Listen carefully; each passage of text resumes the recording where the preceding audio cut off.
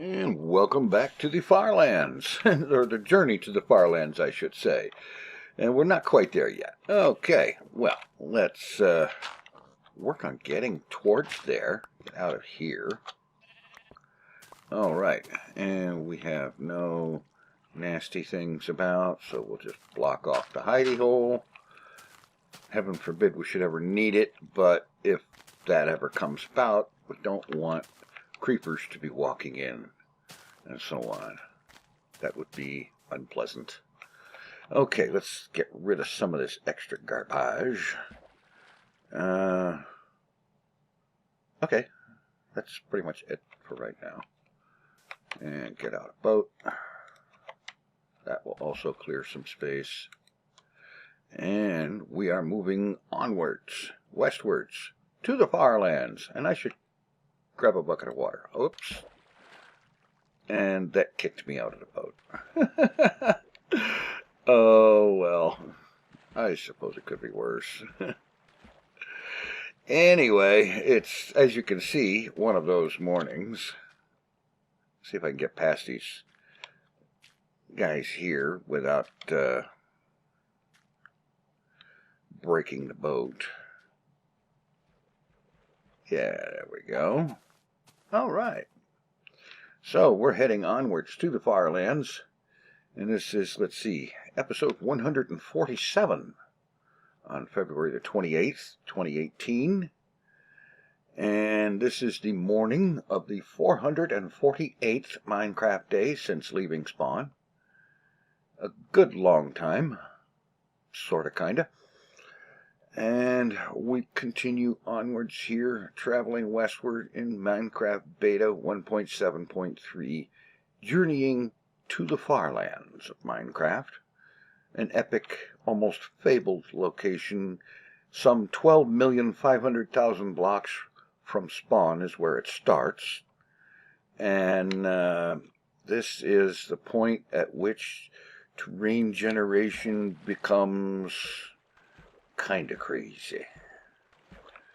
It just gets crazy. It's all out of whack and really awesome. And it has, the reason for it has to do with the fact that as you get farther and farther from spawn, you lose precision in the coordinates of where the player is.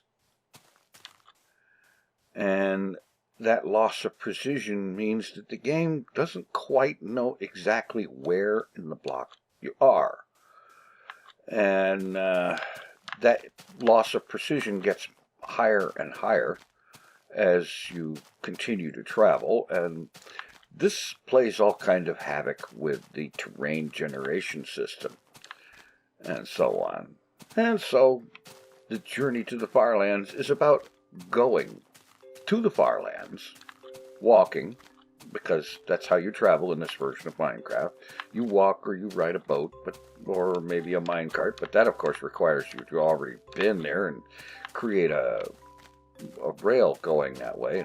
Can you imagine how much iron it would take to make 12,500,000 blocks of rail? Not to mention the amount of gold you would need to make powered rail for that. And mind you, I don't use powered rail every block like a lot of people do. And 12,500,000 blocks of powered rail would be insane. That's one word for it. That's the most polite word I can think of for it. Yeah, that would be an insane, unbelievable level of resources. Do I need wool? It wouldn't hurt to grab a little more. And since these guys are right here, I'll take that. And I'll take yours too. And your little dog too. Yes. Whoops. Missed one. Yes, okay. Well. And we got that. Up to 52, that's better. How's the wood supply? I could stand some more logs when the opportunity presents. Hey, look, there's an opportunity growing right there. All right.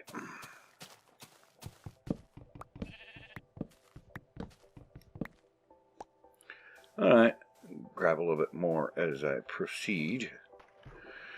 Anyway, so here we are. We're doing this Journey to the Far Lands thing, and along the way, raising money for Child's Play Charity, an organization that gets books and toys and games into the hands of kids in hospitals all over the place, and that's really a good thing. Let me adjust my headset volume a little bit. I love that music, but not when it's super loud like that, and that was kind of drowning myself out. Yeah.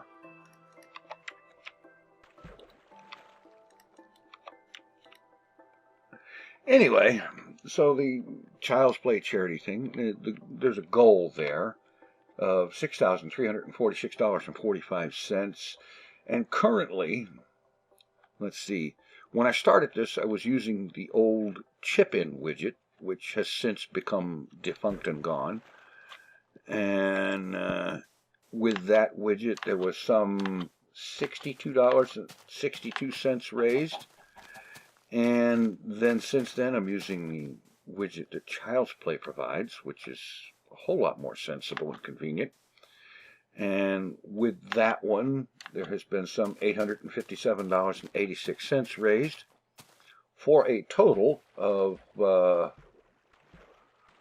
heck, whatever the two of those numbers add up to. I forgot to do that bit of math when I was getting things ready this morning. But it's going to be in the neighborhood of the low 900s. And in any event, it comes out to a total of 14.5% of the goal. So it is some decently noticeable progress.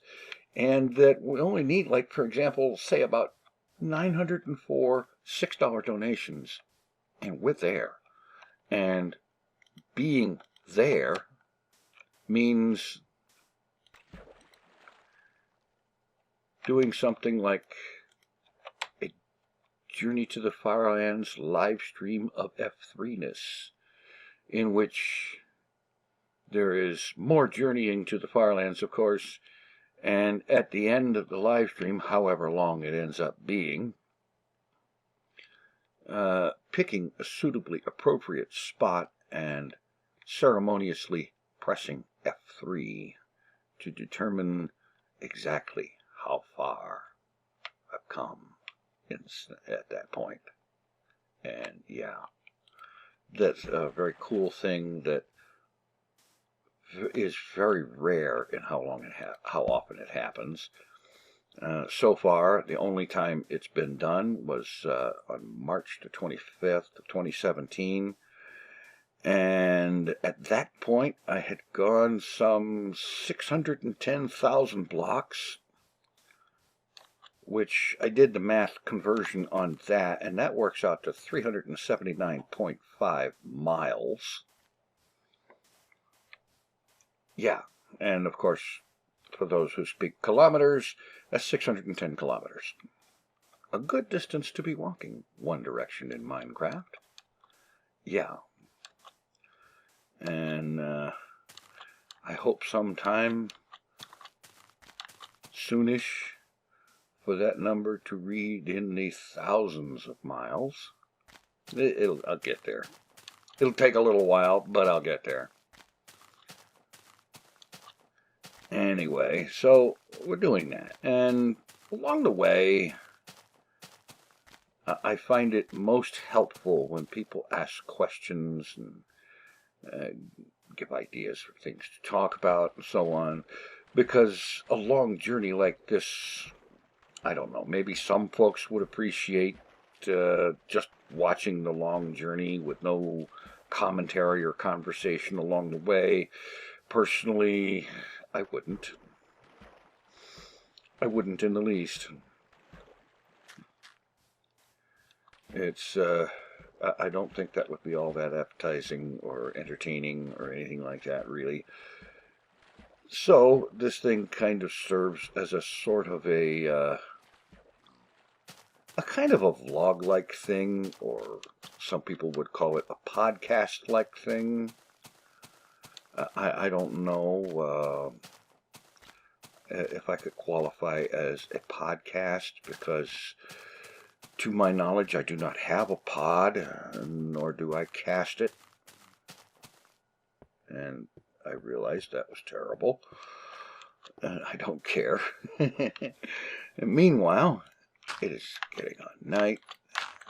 So we do the traditional, make the elevated sleeping platform thing, throw a bed down here, and sleep through the Minecraft night. Because, and several people over time have asked me, why do I do that? And then leave the bed there. It is in the event, in the hopefully not actually going to happen, unfortunate event, that should I run into a demise, the respawn would be at that location there, instead of all the way back at spawn. And make sure I'm facing the right direction here. And that way, the most I can lose is a single day's worth of progress. And yeah. So that's the reason for that. And besides, by sleeping every night, you minimize, severely minimize, how much there is in the way of hostile critters walking around. This also is a good thing.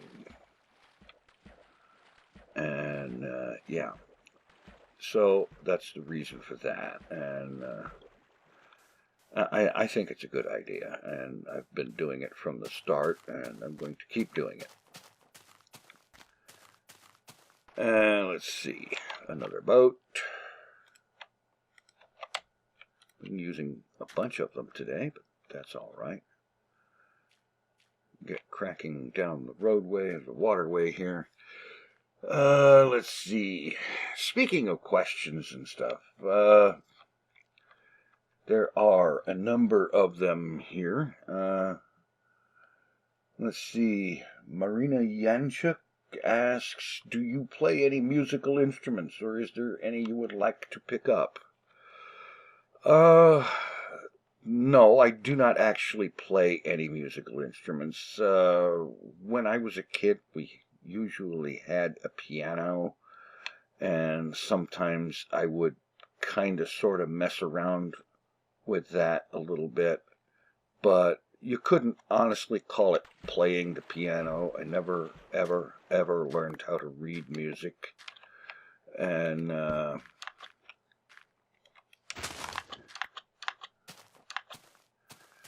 you know, all of that, and I've never had lessons or anything like that. I just, I might like to pick up the piano at some time. Well, not literally, because those things are huge, but I mean, you know what I mean. I might like to, I kind of would enjoy being able to read music and, oh, get away from that creeper. You know, I would like to be able to do stuff like that, to actually play the piano. I've always enjoyed listening to piano and so on. But, well, that and saxophone. I enjoy saxophone music. You know, just instrumental saxophone stuff. You know, not into, not necessarily into something like blues or jazz or anything like that. I couldn't name anything like that I actually like, but I enjoy the sound of the saxophone, and it would be cool to be able to create the sound of the saxophone by actually using an actual saxophone. Yeah, that would be cool. But again, you know, these things, they take a lot of time to learn.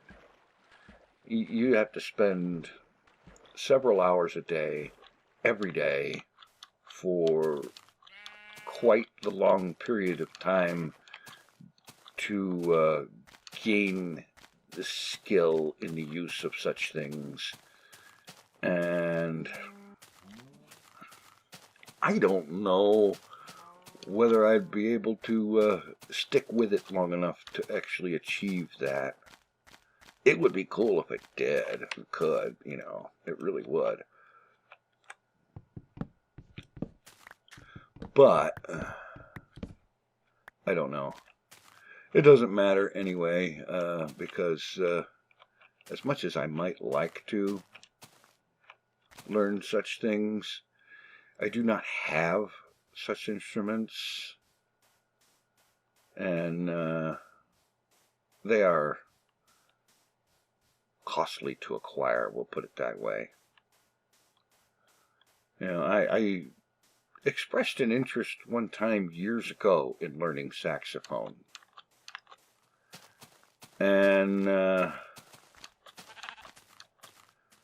somehow I allowed folks to convince me that it would be better to start off with a quote-unquote easier instrument and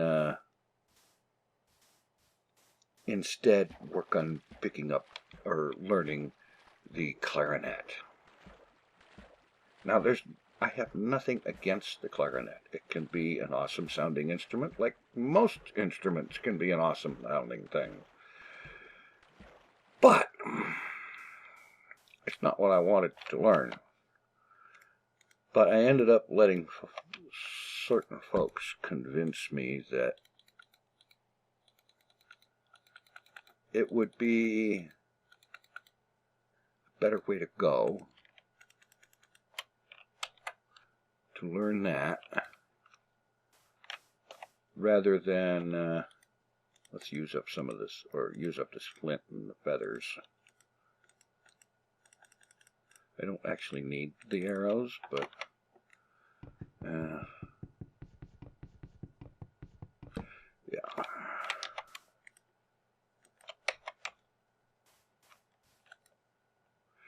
Anyway, so I ended up getting a clarinet and a supply of reeds and this and that, you know, and so on, and starting the process of learning to play that.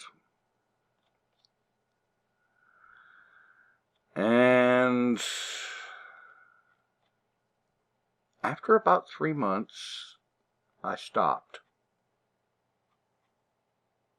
There was no pronouncement, there was no announcement or anything like that. I didn't just throw my hands up and say, I quit.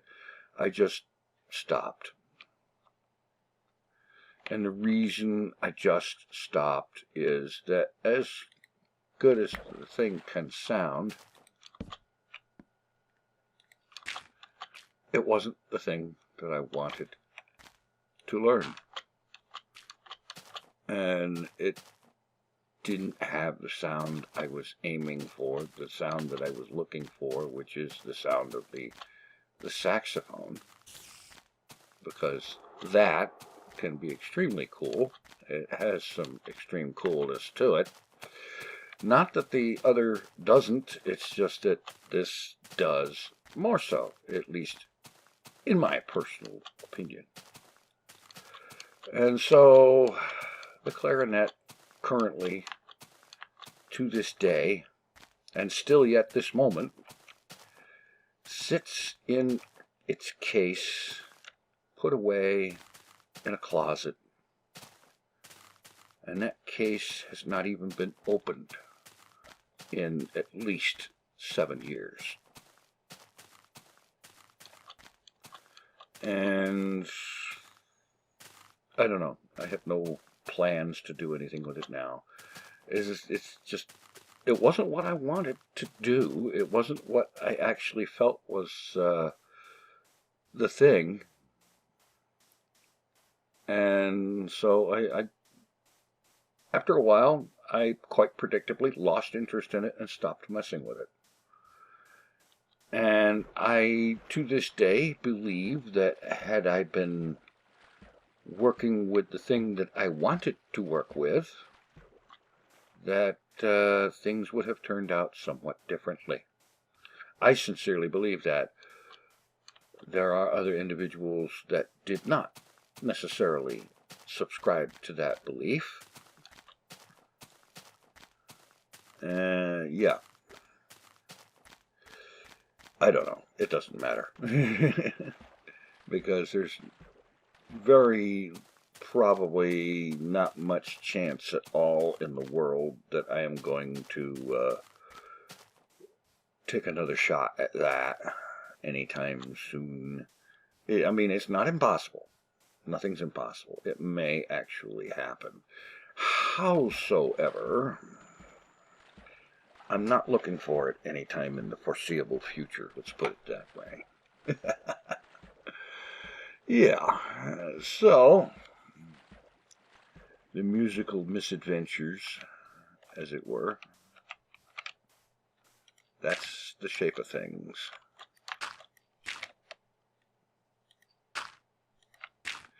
Anyway, here we are, second night, and we're continuing onward after a brief nap. Naps are good, by the way. Any time of the day or night, you get tired, you stop what you're doing, you take a nap, and then you wake up feeling refreshed and awake and alert and ready to continue on doing whatever it is you wish to be doing. Yeah. Let's see. So that's the situation with the music. Learning piano, learning saxophone. I would be interested in that. I don't expect it to happen. And so on. At least not any time in the foreseeable future, but who knows what might or might not happen. In any event, I've been I'm quite occupied with videos and games and such these days. Oh, excuse me. I hope I remember to mute that in the editor. But one thing that I've been doing a lot of lately is Elite Dangerous. Because I have this thing that I've been doing. I started quite some time ago, and I'm still on it. It is, in fact, in a way, it is its own journey to its own far lands. See, in Elite Dangerous, of the many things that players can partake in terms of activities, I mean, yes, there is PvP activities, there is mission running, and a number of other things, really. One of them is exploration, in which you get into a ship and you fly off to some place where you, and ideally speaking, no one else has ever been. And given that the galaxy in game is actually 400 billion stars, most places qualify as someplace that no one has ever been. And you scan, you use a detail surface scanner and a discovery scanner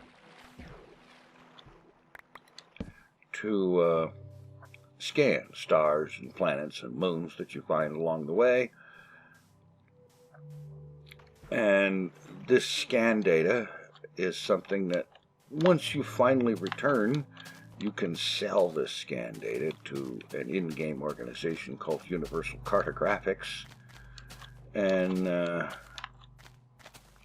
based on the value of each thing that you scan is based on, well, mostly kind of its usefulness to humanity, I think basically is the main thing. Which is why Earth-like planets and terraformable planets are among the highest valued objects that you can find. And so on. And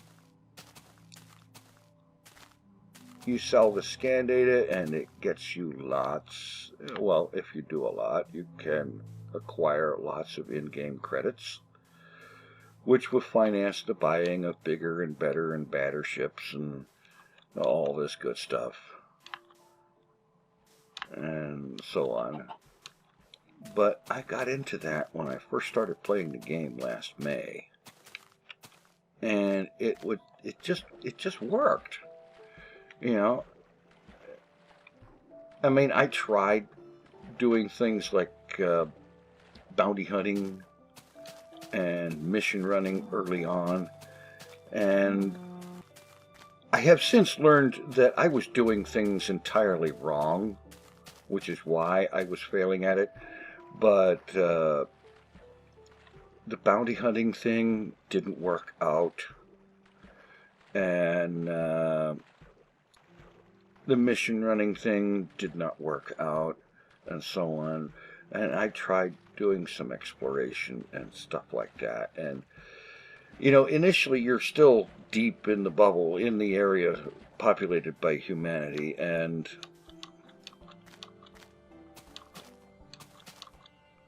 so the things that you're scanning, they're only unexplored, as in they're unexplored by you, but they have actually been explored and are in fact populated. And the way I interpret that is that what they're paying for in that case is updated scan data. You know, oh boy. Okay, quickly before it goes out. Yeah. Okay, cool. And so on. And then when you actually head out and leave the human populated portion of space and go to truly unexplored areas, places that have never been scanned by anyone else, and start exploring those areas. Oh wow. Sorry, I have to. Yeah. One of those is a thumbnail, I'm pretty sure. But you head out and you can tell whether or not somebody else has scanned and then sold the data for an object in space. When you look at the galactic map, there is a tooltip that pops up with a little bit of information about it when you mouse over an object. And one of the items on the tooltip, one of the entries, is first discovered by. If you do not see a thing that says first discovered by, followed by a commander's name, then ain't nobody ever been there before.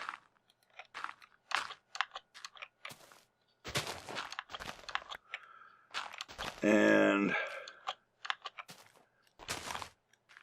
in that case, if you are the first person to sell scan data for an object, then that object's entry on the galactic map is updated to include the line first discovered by and the name of your commander.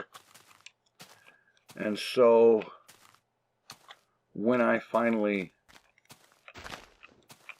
eventually return and sell the scan data that I've been collecting for a really long time, then there's going to be a lot of places in the galaxy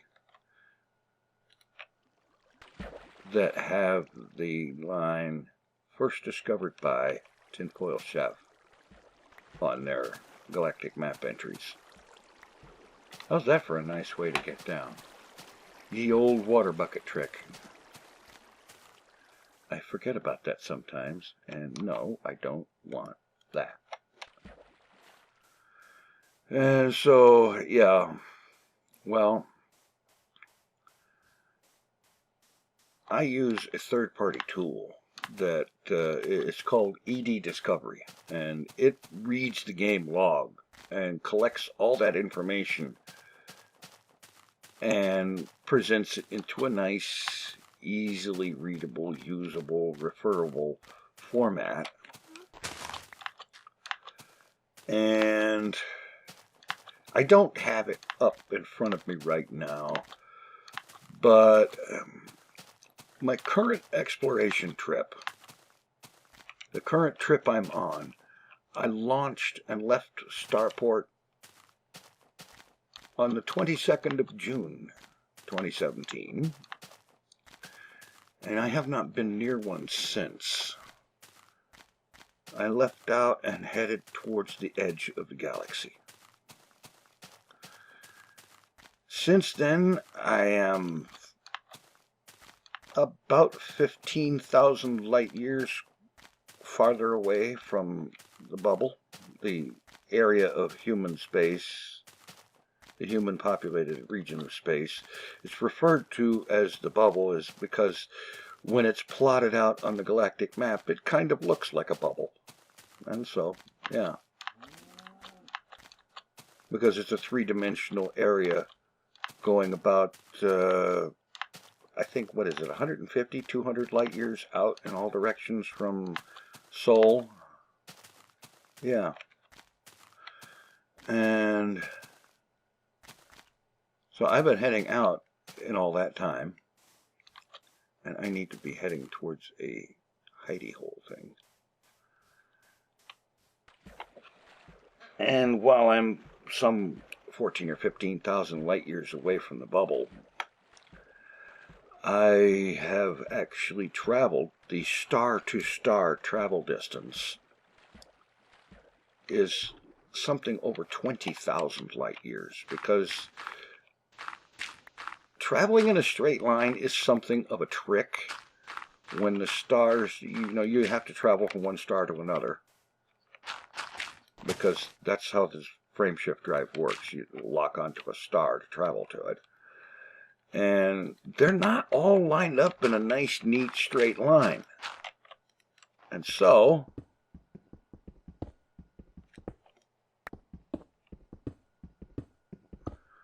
you're kind of zigzagging and bobbing and weaving all over the place as you travel. Okay, get this dug out.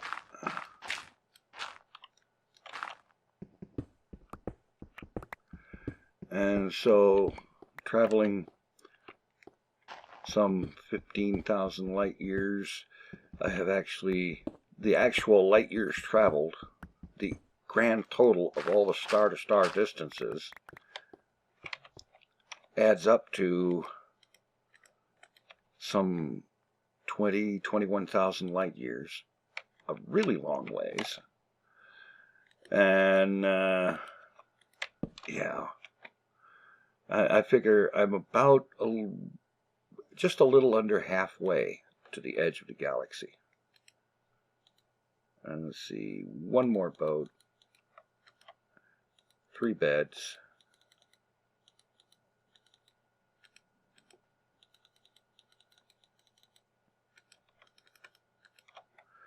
Yeah, okay.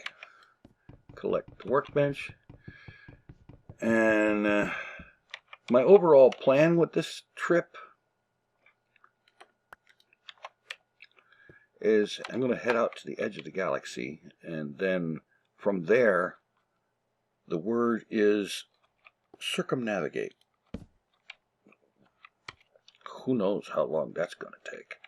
I've been at it 6 months, and I'm not even to the edge yet. And no, I have no intention of turning around and going back.